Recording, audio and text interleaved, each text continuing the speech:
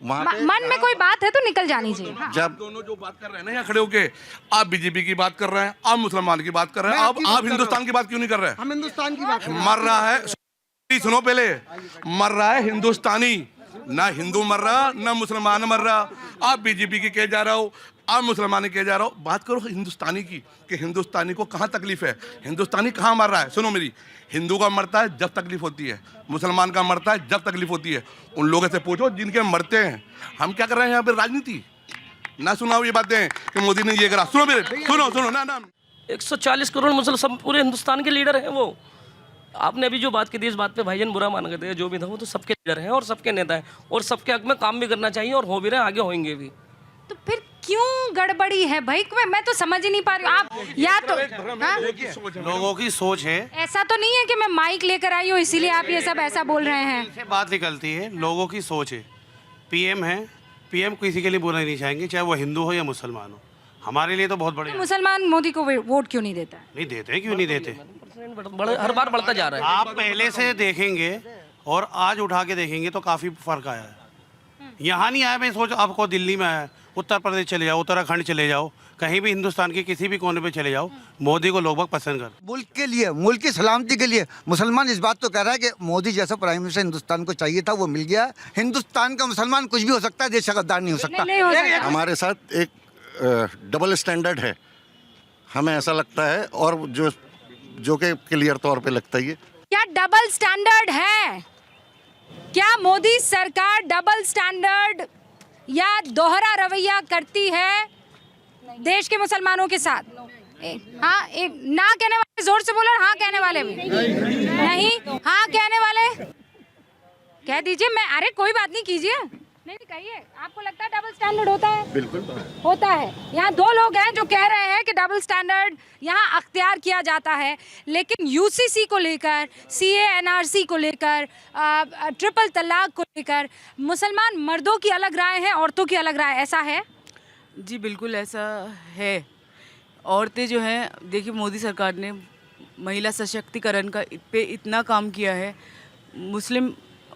मुस्लिम जो लेडीज़ हैं उनको इतनी फ्रीडम मिली है आज के टाइम में, जैसे कि अभी कितनी औरतें बिना महरम के हज पे गई हैं। तो यही है कि औरतें जो हैं बहुत अच्छा फील कर रही हैं मोदी जी के। आपको लगता है कि औरतें अभी थोड़ा बेहतर फील कर रही है? यूसीसी आप लोगों के हक में होगा कि नहीं? बिल्कुल हमारे हक में ही होगा, क्योंकि हम हिंदुस्तान में रहते हैं, तो ये हम सब के लिए है, किसी एक के लिए नहीं है। तो फिर ये हवा क्यों बना हुआ है कि ख़त्म कर देंगे ये लोग तो अब मुसलमानों को? ऐसा कुछ नहीं है, उनकी नॉलेज कम है, उनको पढ़ाई कम है, जिसकी वजह से वो समझ नहीं पा रहे कि क्या है यूसीसी। इसका मैटर जब खुलकर आएगा, जब उन्हें समझ में आएगा, जब ही पता लगेगा क्या है यूसीसी। टोपी पहनना आजकल डर लगता है टोपी पहनने में? जी बिल्कुल, हर एक को लगता है, क्योंकि टोपी देखकर लोग उससे सामान नहीं खरीदे। ऑटो वाला जा रहा होता है, हाथ देते हैं। कईयों से यहाँ पे मेरी बात हुई। एक्चुअली यहाँ जितने भी बैठे हैं, सबसे पुराना हमारा ख़ानदान है। यहाँ पर जामा मस्जिद को नीलाम कर रहे थे अंग्रेज़, तो हमारे दादा ने छुड़ाया था। तो हम लोग तो यहाँ पे सैकड़ों सालों से हैं।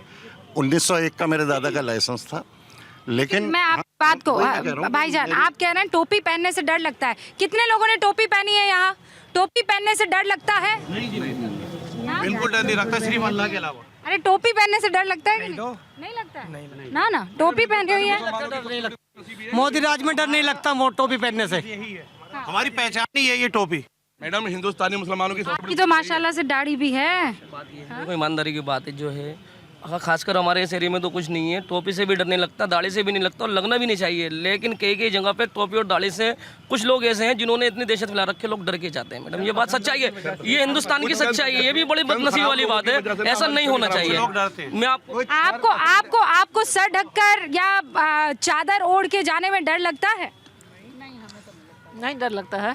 नहीं ऐसा नहीं लगता है कि ये पहना हुआ लोग कहेंगे ये तो मुसलमान औरत है? मुस्लिम है तो मुस्लिम है, अल्लाह से डरना है बस। मोदी जी आपको कैसे लगते हैं? ठीक है। ठीक है। हाँ। अच्छे नहीं है? नहीं ठीक है। अच्छा, अच्छा कौन है?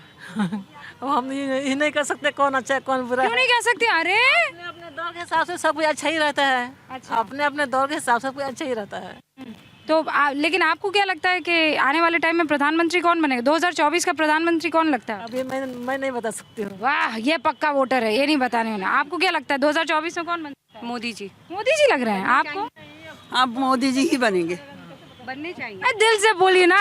मोदी जी ही बनेंगे। क्यों, मतलब ये आप ऐसे कह रहे हैं मोदी ही बनेंगे या मोदी ही बनेंगे? नहीं, मोदी ही बनेंगे। क्यों ऐसा?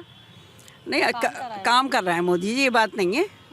काम बहुत कर रहा है मोदी जी और काफ़ी तरक्की की है देश ने। तो किसी और ने काम नहीं किया? राहुल ने काम नहीं किया? नहीं, उन्होंने भी किया है। राहुल कैसे नेता है? टाइम पे राहुल अच्छा लगता है बहुत, लेकिन ये कि राहुल तो अब किसी की गिनती में नहीं है। अब तो मोदी जी हैं, तो मोदी जी ही आएंगे।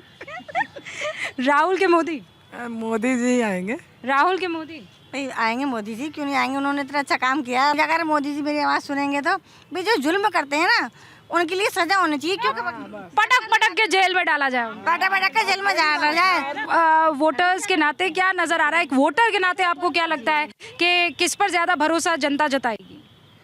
जनता तो मोदी जी पे ही जताएगी। मतलब ये मजबूरी में है कि मजबूती में? मजबूरी में क्या, जब मोदी दिख रहे हैं हमें चारों तरफ, मोदी ही मोदी दिख रहे हैं, तो हमें तो मजबूती है।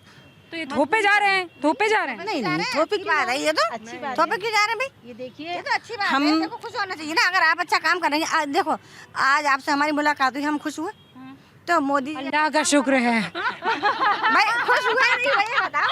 पहले तो कभी आपसे मुलाकात है, तब मुलाकात होगी तब भी तो हम जानेंगे। जब मुलाकात ही नहीं होगी तो हम आपको क्या जानते थे, आप हमें नहीं जानते थे। तो मोदी से कितने लोग मुलाकात करना चाहते हैं? भाई मोदी जी ना, अरे सबसे पुराना खानदान है, मुलाकात कर लीजिए भाई। मोदी से मुलाकात नहीं करनी आपको? मैं तो आपसे हिंदुस्तान का मुसलमान, पूरा हिंदुस्तान का मुसलमान, क्योंकि मैं आप यहाँ की रग रग से वाकिफ़ हूँ। जिस दिन मुसलमान को ये एहसास हो गया इसके जान और माल की इज्जत और आबरू की हिफाजत का पूरा बंदोबस्त हो गया, उस दिन टोटल मुसलमान जो है भारतीय जनता पार्टी को वोट देगा। मैं आपसे गारंटी से कहता हूँ, ये बात है उसकी यकीन मोदी जी और सरकार ये करा दे कि हिंदुस्तान का मुसलमान की जान और माल और तहफ़्फ़ुज़ की गारंटी लेते हैं। हिंदुस्तान का टोटल मुसलमान भारतीय जनता पार्टी को वोट देगा, ये मेरी गारंटी है। और अब भी इन हालात में आज मोदी जी के नाम पर हम यहाँ पे झंडा लेके चलते हैं, तो मोदी जी के नाम पर हमको वोट मिलता है। 2015 में मोदी जी वज़ीर आज़म थे, जो हमको वोट मिला है। अगर हमें ऐसा लगता है कि हमारे परिवार का कोई मेंबर गलत कर रहा है और ऐसा होता है, तो हम उसके फादर के रूप में, मदर के रूप में या बड़े भाई के रूप में उसको रोकते हैं। तो हमारी भी ये जिम्मेदारी बनती है, अगर ऐसा कुछ होता है तो हमारे अंदर से बाहर आना चाहिए। एक शेर पर आप खत्म करना चाह रहे हैं? शर पसंदों को बंद करना चाहिए, चाहे शर पसंद हिंदू हो या मुसलमान हो। मोदी जी को हम एक शेर आपके माध्यम से पहुंचाना चाहते हैं। चूमेगा माथा आसमां तुम्हारा, देगी ये धरती दुआएं तुम्हें। चूमेगा माथा आसमां तुम्हारा, देगी ये धरती दुआएं तुम्हें। हर दिल में मोहब्बत की एक आग लगा दो। हर दिल में मोहब्बत की एक आग लगा दो। वाह माशाल्लाह। इसी के साथ आप सभी से इजाजत चाहती हूँ। जोरदार तालियां यहाँ पर। मोदी, मुल्क और मुसलमान, ये एपिसोड जामा मस्जिद से, चांदनी चौक से, जहाँ पर दिल खोलकर मुसलमानों ने अपनी बात रखी है। मिलेंगे अगले एपिसोड में किसी नई मोहल्ले में और मुसलमानों के मन में झांकने की होगी कोशिश। देखते रहिए भारत 24।